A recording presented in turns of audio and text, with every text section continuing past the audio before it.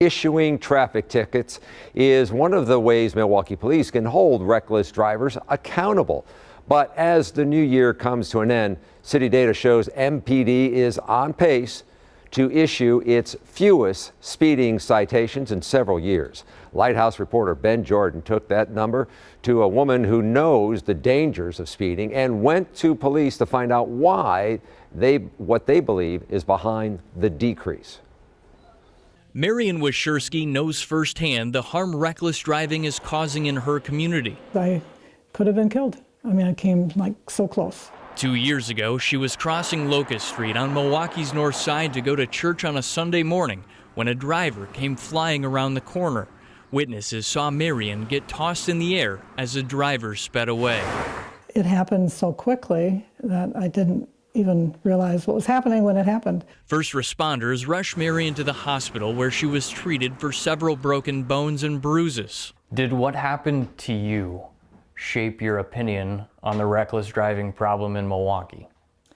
Yes, I notice everything. Marian believes speeding is one of the worst forms of reckless driving, and she thinks more accountability is needed. MPD and municipal court data shows that isn't happening as much as it used to in Milwaukee. MPD is on pace to issue its fewest speeding tickets since 2016.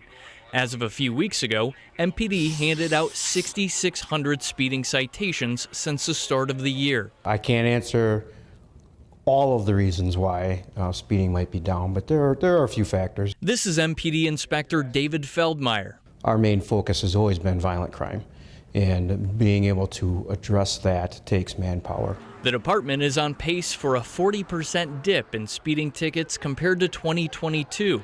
That was the first full year after the department launched what's called the Traffic Safety Unit. It focuses on patrolling the city's most dangerous streets. But what Inspector Feldmeyer says started with 22 dedicated patrol officers is currently down to 11, and help from other staff is limited. I do know that districts do try to put out a traffic car when they can, but many times because of calls for service and the volume of calls for service, they're not able to either put out a traffic car for as long as they would like, or sometimes at all. Data obtained by the Wisconsin Policy Forum found MPD has about 1,600 sworn staff. This graph shows a steady decline since 2018, when there were more than 1,900 law enforcement members. Some people who live in Milwaukee may see these numbers and say that doesn't make any sense. We should be giving more citations. What would you tell them? Like I said, there are many factors that go into the decrease. And until we drill down specifically as to what factor is the leading factor, I can't tell you, right, that we are or are not being effective. As the calendar turns to 2025, Marian wants MPD to make reckless driving a higher priority. I just need them to make this more of a priority, not back burner. Maybe it can't be front burner, but more resource than they are currently. Reporting in Milwaukee, Ben Jordan, TMJ4 News.